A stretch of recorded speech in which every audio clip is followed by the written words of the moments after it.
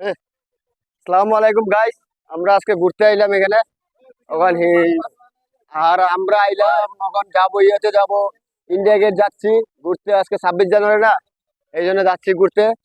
আর এখানে আইছি Delhi hero Honda centre. এটা এটার নাম হলো কি আপনার হিরুন্ডা সিটি সেন্টার মেট্রোতে যাবো। আর এই যে ওইদিকে দেখাবো আপনাদেরকে টিকিট কোন জায়গায় নিতে হয়, কোন দিক দিয়ে যাইতে হয়, এটা দেখাবার চেষ্টা করবো। দেখতে থাকুন।